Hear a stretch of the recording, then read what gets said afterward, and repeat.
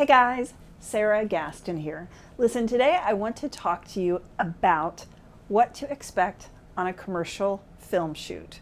So several months ago, I was on a set for a pretty big project and so many things happened and I just kept thinking the whole time, oh my God, this is gonna make a great video one day. So here I am. Anyway, so the first thing I wanna tell you is pack your own shoot. And this is what I mean by this. You never know what resources they're going to have on set, even a big set. So for this particular set, it was an extremely cold day and we were filming outside. And of course we were wearing clothes that were spring clothes, not winter clothes, right? I mean, like everyone's in puffer jackets and Uggs and we're over there in like little button downs and jeans and little sneakers, okay? So my feet were freezing. They were like blocks of wood. And luckily, one of the security guys had mercy on me. And during lunch, he handed me those sort of like those warming packets that you can slip into gloves or shoes. And he gave them to put in my shoes. So the next time I had a cold shoot, which was like a few weeks later, I bought like a huge box of those from Amazon. So now I always know if it's going to be cold, pack those foot warmers. You will thank yourself. Same goes for sunscreen. Same goes for snacks, especially if you have any sort of food sensitivity. Sometimes it takes them a while to set up craft services, but they're ready to go. And you just got to go with the flow, right? Have water on hand. Have everything that you need to be comfortable, okay? Okay, second tip is just like put your pride aside, okay? And I'll give you an example. So I was, we had to be at a remote location and that was like holding, and then we had to take like a van to set, okay? And so I had no idea where to go. And I had been in holding, I got in the van and there was a crew guy. And I said, hey, do you know where talent needs to report? And he just barely looked at me. He's like, I have no idea. And okay, so I get to set and I wander around and I'm asking people until I find where I'm supposed to go. And I'm in, the hair and makeup trailer getting, my makeup done. And then he walks in and he says, oh my gosh, I'm so sorry. I didn't realize who you were. I apologize. Anyway, he was like kind of bowing and scraping. I think he just thought I was an extra. Now, here's the thing, y'all. Even if I was just an extra, which I've been many times, over my lifetime, you still treat that person, nicely, right? He could go the extra mile and just try to figure out where I was supposed to be. Anyway, but he treated me completely differently when he realized I was the principal, okay? But I didn't let it bother me, right? I let it go. I didn't make a stink about it. I didn't give him attitude. I was like, it's no problem, whatever, right? And there were a lot of things like that happened throughout the day.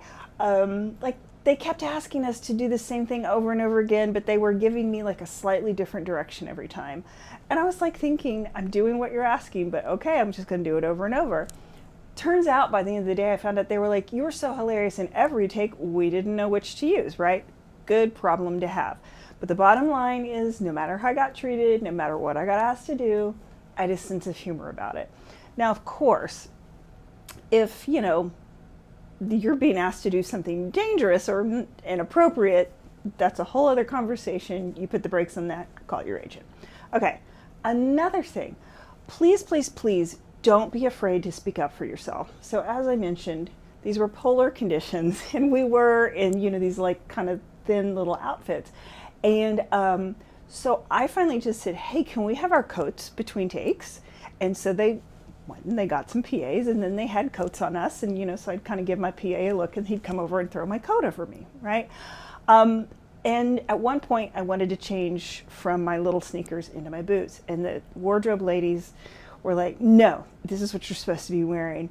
And then I finally, after we had done that for about half a day, I finally went up to somebody and said, is everything else we're shooting just for from the waist up or the knees up? And they're like, yeah. And I go, great. I'm going to go put my boots on. So I went back to the trailer, threw on my boots, and it was fine, right? Again, it's kind of all in the way you ask it. Another thing is just expect chaos, okay? And sometimes I think new actors take this very personally, it shouldn't be this way.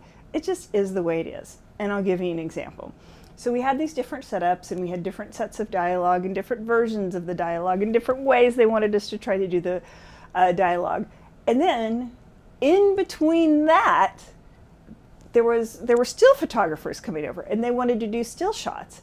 So, you know, you're thinking, oh, I should get a break. I can go to the bathroom, I can have some water, I can, you know, put on my coat, right? No, because now they want to take pictures, right? So you're over here going, oh, here I'm saying my lines and I'm doing the thing. Okay, we're gonna check the gate, and then you're over here like going, hey, yeah, and you're doing all the like the smiley expression stuff that you do for still shots. And this went on all day long.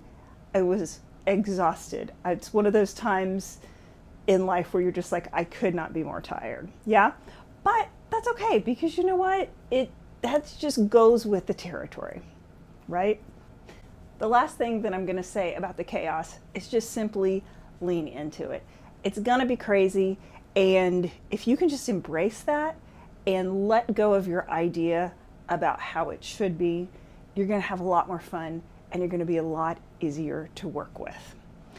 Okay, that's all I got for you today. I hope this was helpful, especially if you're newer to this, because sometimes when you go on set, all of this can be a shock. And this is one of the reasons, again, if you're new especially, I really encourage you to go out and be an extra a couple of times first.